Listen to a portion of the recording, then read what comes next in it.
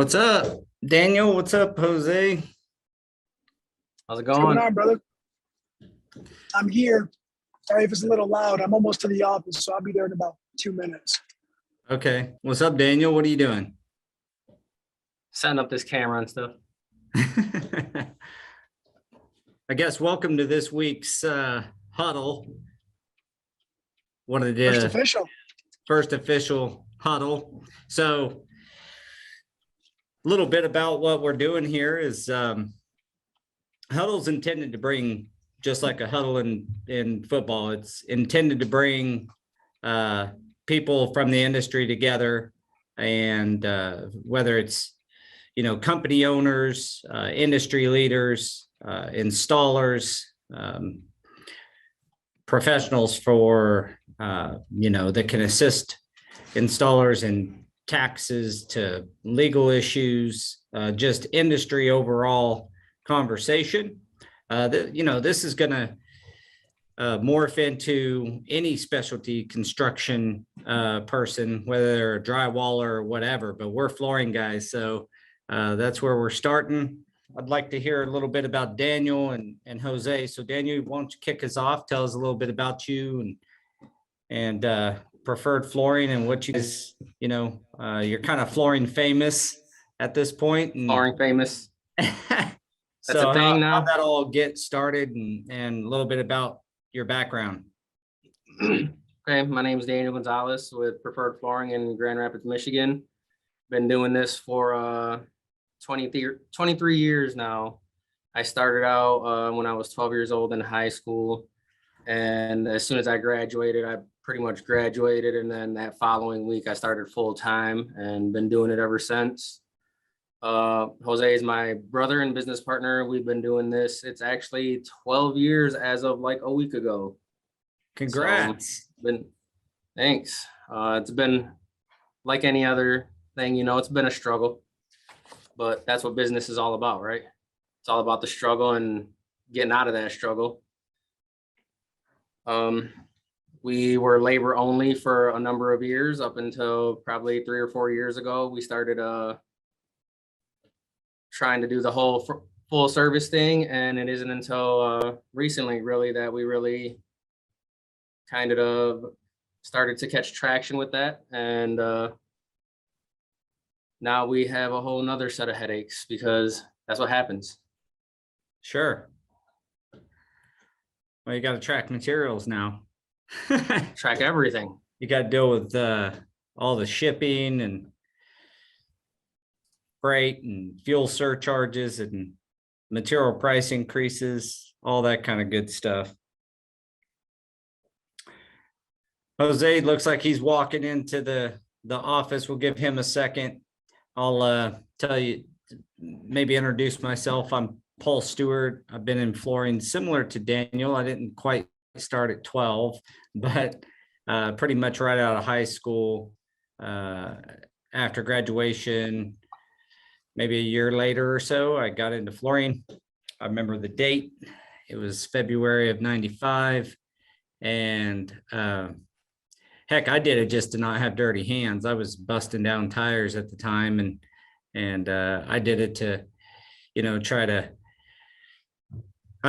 make a living without being so filthy. That was my thought. So started at a company as an hourly employee. Like I said, in 95, a few years later, that company was getting ready to get bought out for like the third or fourth time. And so I decided, me and this other guy that worked there decided we could do this on our own. So we started a flooring company at the time, which was really a labor only shop. And I installed for about another 10 or so years, 12 years. And through that transition, we did the same thing you guys are doing, Daniel, is we started selling materials and wanted to take care of our clients' material needs as well as labor. We found that there was a shortage in what I'd call good customer service at the time, particularly centered around materials. So so that's kind of history. A few years later, I bought my partner out and started Stewart and Associates, and we're now one of the largest flooring contractors in the Midwest. And, my real passion is really to figure out how we can, up the installer's quality of life. That's probably the easiest way I can say it. That's my real passion, is how do we do that? Because I feel like if the installer succeeds and is successful and has a good quality of life, that at the end of the day, that equates into the flooring companies that use that labor or hire that labor out, makes us successful. So that's a little bit about me and how we started Go Carrera. Did that in 2017, launched our first version in 2018, and our current version is live since I'd say September 2020 or so. So it's a complete platform built around empowering the flooring installer, giving them the kind of construction accounting tools at their fingertips, and allows them to work with companies like Stewart and Associates, Preferred Flooring, anybody, anywhere, and kind of puts the power in their hands. So that's my story. Daniel already kind of went. How about you, Jose? You want to tell us a little bit? Yeah. Hey, first off, thanks for bearing with me while I was in the truck and making a transition here. So same thing. You remember your first day? I remember my first day was January 7th, 1998, at a Herman Miller furniture company here in Michigan. Started out as a 2-week temporary, 2 weeks turned into 2 months, 2 months turned into 2 years. I happened to bring my brother into it, during the summers, when, like you said, when he was 12, when he was younger. On and off with a couple different companies in the beginning. Had a couple go rounds starting my own business previously. So 2 other businesses before Preferred Flooring. Then it didn't really work out. Recession hit back in 2008, 2009 is when I got hit with it pretty hard, and brought everybody with me to another company to work as employees by the hour for another company that I had experience with. From there, we kind of stayed put for a while until we felt it was necessary for us to leave, until we felt we reached the cap. And we take pride in what we do. And like you said, is the idea was definitely installer based. The idea of Preferred Flooring was for us to create something for the flooring installer to be great at one thing, to focus on the installation and the education. It wasn't as broad as it is now. It was more focused on just us and our abilities, but that's what we came up with the name, is everyone preferred Daniel or myself to be on their job sites. So it just only seemed fit to go Preferred Flooring. And yeah, 12 years later, now we've kind of adopted the sales a few years ago, and we're learning, and not like anybody else who's starting out, man. We don't have there's no book to tell us what we got to do. We're still learning as we go. We ask advice from everyone that we meet. Where are you guys located? Grand Rapids, Michigan. Awesome. So technically we're Grand Rapids. We're in a suburb of Grand Rapids is where our physical location is at. So Walker, Grand Rapids. Sweet. Well, a little bit about why the Huddle ever came to be. There's plenty of flooring podcasts out there. We're not really trying to, just have guests on in flooring overall, and, only talk about the appropriate way to install sheet vinyl, although that's important, and we'll definitely get into some of that stuff. But as an industry, we struggle to bring on new talent. We've struggled with the labor shortage, like many of the specialty construction companies or construction industries do. But we kind of struggle even more than some of those due to not having, in my opinion, really, I guess the best way to put it is standardized training. So the training's real fragmented. There's good training out there, but it's real fragmented. So knowing which trainings are good and which ones are not. And, I think that, having discussions like this, that, what is a good training? What's a good training you guys have been to? What's a good training that, some of our guys have been to, what we've been to, or I've been to myself even. So a lot of that stuff, will come out through these huddles. I want to have fun. This is our first one, so it's obviously always starts off a little bit choppy and getting our footing. But the real purpose of the huddle here is for us to come together like football teams. And even though an offense and a defense have two separate agendas, they're still part of the same team. So when the industry or manufacturers come on and join us, we got to remember we're all part of the same team. We just have different objectives. So I use a lot of football analogies. I love football, and I love what that sport means to life and what it does from a perspective of preparedness, proper training, all that stuff that kind of goes into that. Heck, if you're a great football player and you apply some of those principles to flooring, you're gonna be a hell of a flooring guy too. So tell me, like, over the last year, what is your guys's personal challenges? What does that look like, starting to sell materials and deal with GCs? I happen to believe one of our core issues is this idea that in construction that, flooring guys or any specialty contractor, but it seems like flooring guys in particular are almost treated as less than, maybe less than other trades, but certainly a lot of times, not as a professional. So what's your guys' journey been like? Because you guys are, to me, I've gotten to spend time with you, some of the most professional guys that I've gotten the pleasure to get to know. No, yeah, thanks. Our journey's been, like I said, it's business, so it's been a little rough. We did realize early on that is how the flooring industry was perceived, and we kind of wanted to break away from that, because when you show up on a job, at 8 a.m. and everyone else has been there since 6, that's still technically early for a flooring guy, which is crazy to me. They're like, oh my God, you're here already? We didn't know, we thought you guys would be here at like 10. And you hear stories of guys getting there at 10 and leaving at 2. And it's like, we didn't want people to look at us like being just another guy that's like that. We wanted to be a legit business and to be looked at as professionals, because I think early on in my flooring career, a lot of people ask, what do you do? And it's flooring installer. And it's like, oh, I didn't know there was professional flooring installers out there.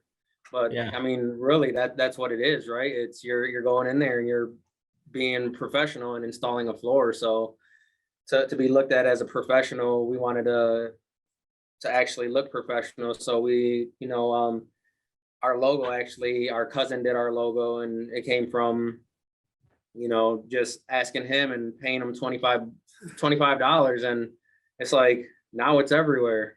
Yeah.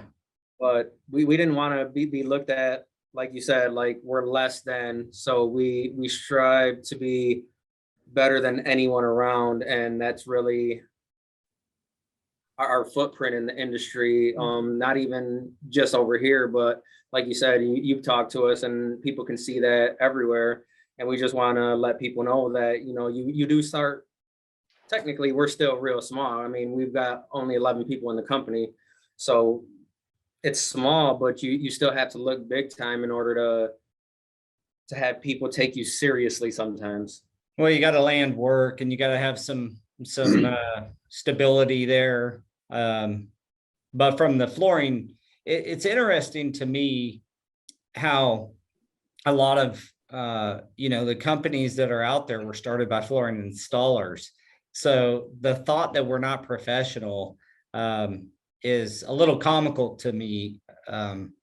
Many of the companies that are in, say, Fuse Alliance or StarNet, a lot of those companies were started by, old flooring guys. So they've ran multiple millions of dollars a year in business. We got a $1 billion flooring contractor here in America. I mean, it's not small time. It's a bigger industry than most people really realize. Well, it's not We're walking glorified. on it. It's not glorified, and I think that's the issue. Is that nothing against anybody else, but when they're pushing trade school as plumbing, electrical, and then HVAC is falling in there, when they're pushing all of that, and then you start looking at the lower spectrum where framing and roofers and concrete guys, they push all that before they push flooring. I asked a question in a group of 100 people about flooring. Who does the flooring? The framer, the finish carpenter. Nobody really had an answer for that, and it's like, yeah, you gotta bring awareness that there is a niche, right? And it's not even really a niche; it's just an industry all its own, just like all the other ones.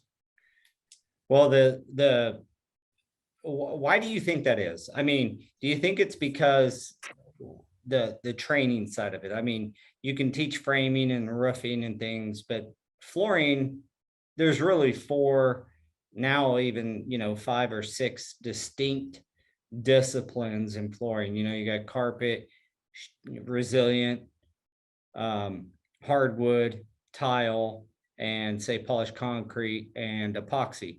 So because of that, like, one technique doesn't flow over. You seam carpet Right. completely different than you seam, sheet vinyl. I mean, you're not stretching sheet vinyl to match a pattern necessarily.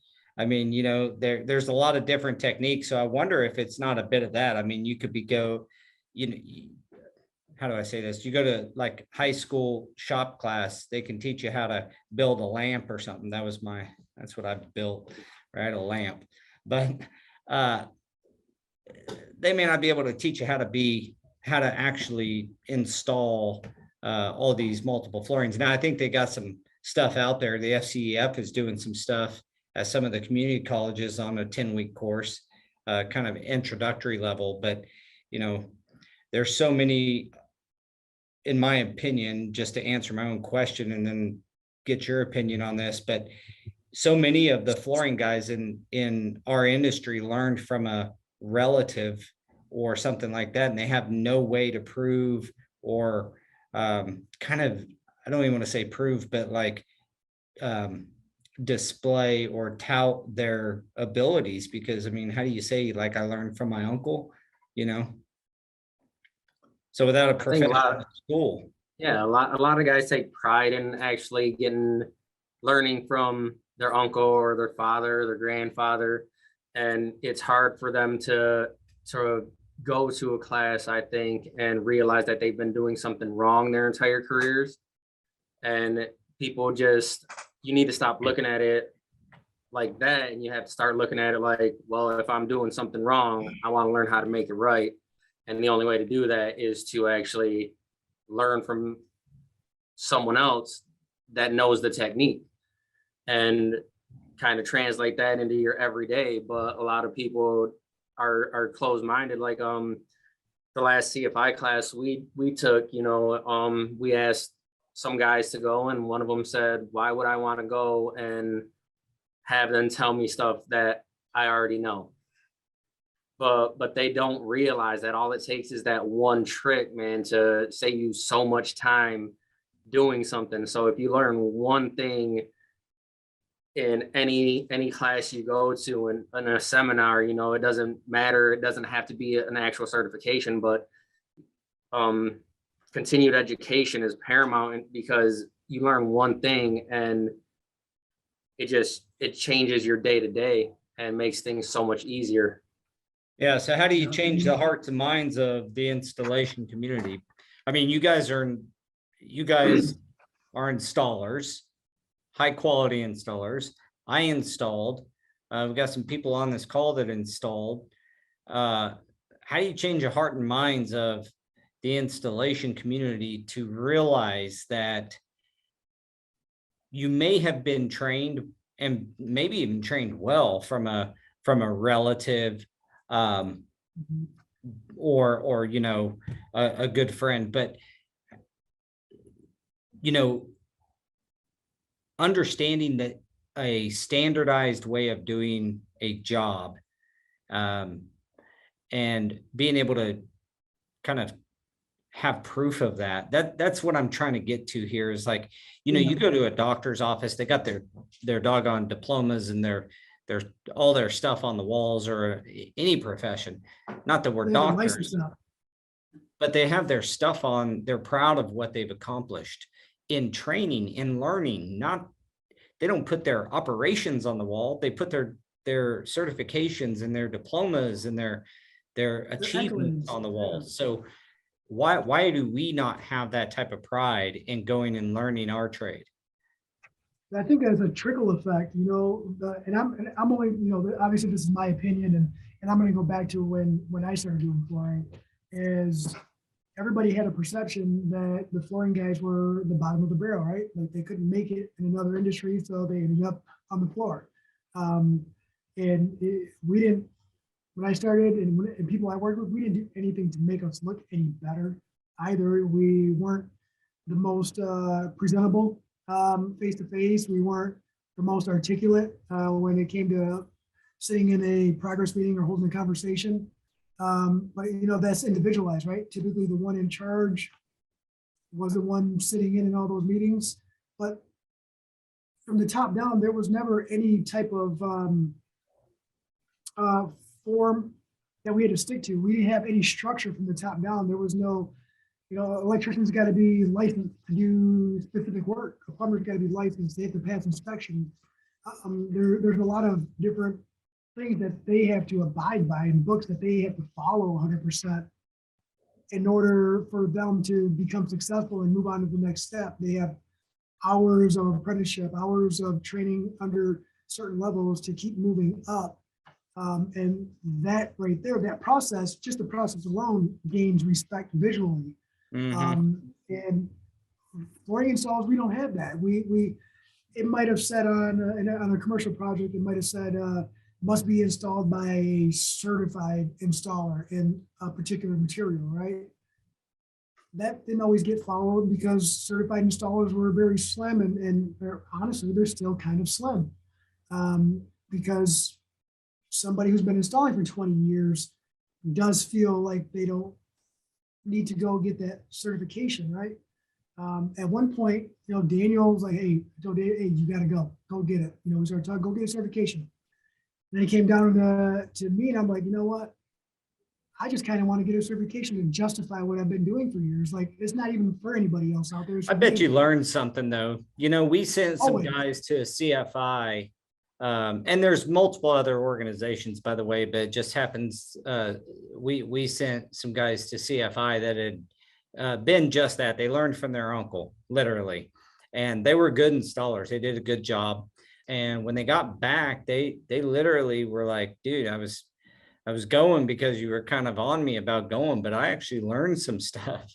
And they'd been doing it for 10 or 15 years by that point and learned from their uncle. The thing is it's kind of, it seems to me, it's kind of like the, you know, when using school and they had to get in a circle and you tell somebody something, and by the time it got back around to you is completely different.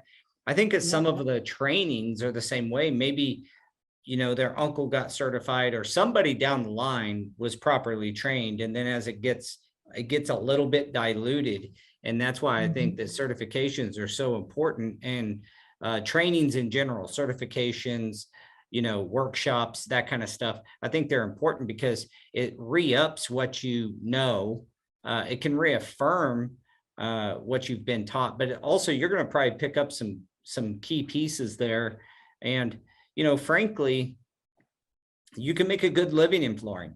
And so I'm hopeful that over time, as this webinar, podcast, whatever we decide to call it, as we come together and huddle every week and bring in some of the manufacturers, possibly some of the training entities, whoever we can get to join us, that we can start to kind of shift the paradigm a bit and open people's mind to the fact that the installer in particular, that proper training, if you build a good foundation and then you learn from somebody else, it's always better, in my opinion.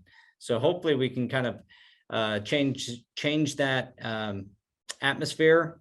I don't know how else to say it, but I know the entire industry is trying to solve this problem, but nobody else is getting together with, all facets, from installers. I would love the day when the Huddle has, 5 or 10, 15, 20, 100, I don't care, installers, and then the CEO of Shaw or somebody like that, where we're all together coming up, understanding what the big problem is in our industry. And we know what it is, labor. We're not even appropriately using all the labor we have, let alone bringing in new blood. So some of those things are starting to happen, but it's without input. I think without input from the installation community, you got a lot of CEOs out there with different training organizations and industry organizations just kind of making the call as best as they know. So maybe we could be a voice for the installation community, and I'd say the service side of the business in general, not just not the manufacturing of the products. We'll get those guys on, but the service side. And so we're going to keep these things short each week. We'll see how they go, but somewhere around 30 minutes. And so each week we'll also take some, we're in the process of kind of formatting a few things that we did not have ready this week, but each week we'd like to take some questions from the audience, maybe answer them or just discuss them. I'm not saying I have all the answers. I'm not saying you guys have all the answers, but we can sure as hell discuss this stuff and see what we come up with. What comes out of a good discussion is sometimes, better than one guy trying to answer every single question. So yeah, 100%. And it's always good to hear someone else's opinion and voice. If regional struggles might be different, in your area than my area, but it's always nice to hear what's going on, to see what's going on, and to learn, because you guys might be, 2 years in the future from where we're at, or vice versa. And if there's some scenarios from other installers that are out there, or if they've already hit some scenarios, and hey, this is the place to bring it all out. Let's talk about it. Let's help one another. It's about bringing our industry to the forefront for one another. yeah. Yeah, there's too many installers that think that every other installer is their competition. And what they don't realize is that we're all in this together. And if we don't start acting like that and kind of bridging the gap with just the installation community, we'll never do that with the retailers and the stores and stuff like that. It's got to start somewhere. And us as installers have to realize that, man, we got to start talking to each other, not as competition, but as equals, and learn from each other. That's a big thing, right? We were talking about classes and all this stuff, and just talking to some people, I can learn. I have learned a lot from, just talking to installers like we're talking now. Yeah. And it's crazy the amount of information that one person has that you don't, and then you just feed it right back to them on something that they don't know. And we just have to start feeding off each other and start trusting each other, really. Because as a community, we're kind of broken up, and it's time to come together. Well, how do we, that's a great point. I mean, at the end of the day, quality of life for an installer, specifically the independent installer, right? Because he's not under the care of a company. He is a independent installation company himself or herself. With that being said, like, the only way to change the industry is for the installation community to band together, come together, discuss things, have some, that's the only way you're going to get pricing up. If you ask any flooring company at all the conventions I've been at, most of them want to pay more. But the reason they don't pay more is because their competitor down the street's not going to pay the same, and they're going to lose out on work if they up their labor rates. Well, if the install community came together under one kind of roof and made some decisions there, where it doesn't matter which company they're working for, that their rates are going to start bumping up. Well, eventually the entire industry rates start going up, right? If I'm paying the same as the guy down the street, or the installers in our community are charging the same for me as they are down the street, then when it bumps up a little bit, and we use Go Carrera, a little plug for Go Carrera, is it keeps all of the power in the installer's hands to negotiate their pricing and charge what they feel is appropriate for their skill level. That being said, if it's that way throughout the entire install community, then you can start to bump up rates. Installers can start to get paid more, companies can charge more, and you don't get this throat cutting scenario where if you're doing, contract work now, so you guys know, like, if you pay way more than your competitor down the street in labor, I mean, as good as you guys are, as good as we are, at the end of the day, we're not getting every job. We're not, you guys aren't getting every job you bid. We've lost work because our competitor pays, I won't even name the rate, but really cheap for certain items, and we just can't compete with them. We refuse to go down that low, and to beat up the installer. Yeah.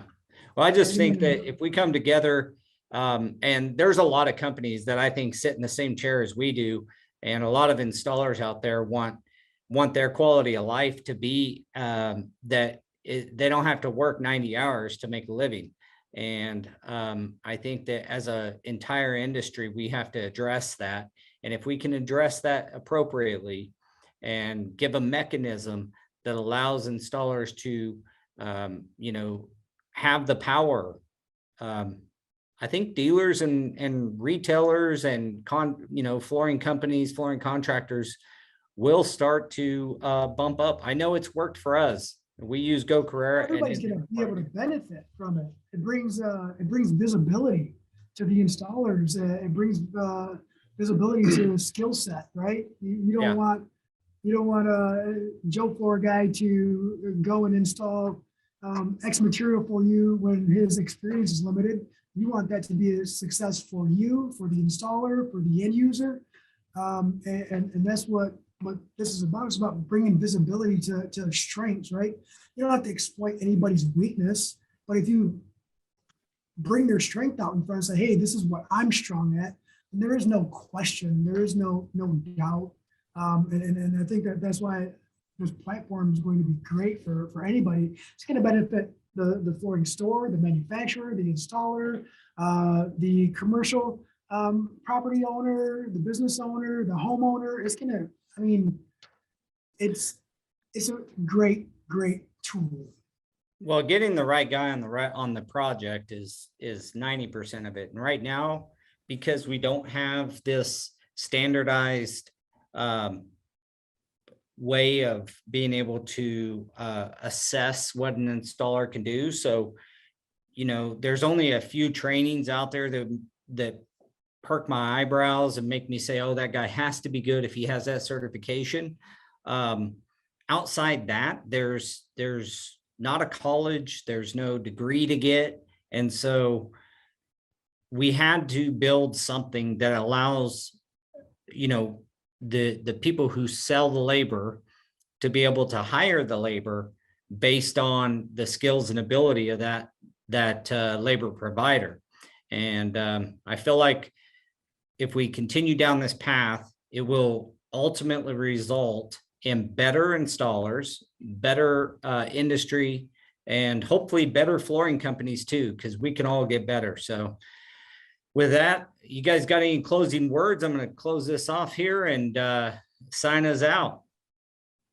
Never stop learning. I was once one of those guys that, like I mentioned earlier, when he was like, well, am I going to go there so they can tell me something that I already know? And once you do your first certification class, you realize that, I mean, like I said, I was doing things wrong, and you translate that into your everyday and realize that you're not a know-it-all. And once you realize that and figure out that you can learn something new every day, you take that with you in every aspect of your life, and it'll help you out everywhere, not just the flooring industry. Yeah, I agree. I would say, I would add to that, or to this is, if this is your career, this is what you're choosing, then, you know, invest in yourself. Invest in yourself, you know, even if it isn't investing in a certification or anything like that, invest in yourself, whether it's family time, personal time, or, you know, you want to invest in your business. You want to work 90 hours a week? I understand. I was there. You only want to work 40 hours a week? I understand. I was there. You only want to work 20? That's okay too, but invest in your craft. If this is your career, invest in yourself. Education, tooling, whatever, just put yourself forward, put yourself in the forefront of your own life. Yeah, so put your knowledge and your career, you know, at the top of your list of things that you need to do and your goals, Yeah. right? So awesome. Well, thanks for joining us this week, guys. Got off to a bit of a rocky start, but we're going to get this thing rolling. We'll be in some good conversations down the road. So thanks for joining us, and appreciate everybody coming, and we'll chat with you guys next week.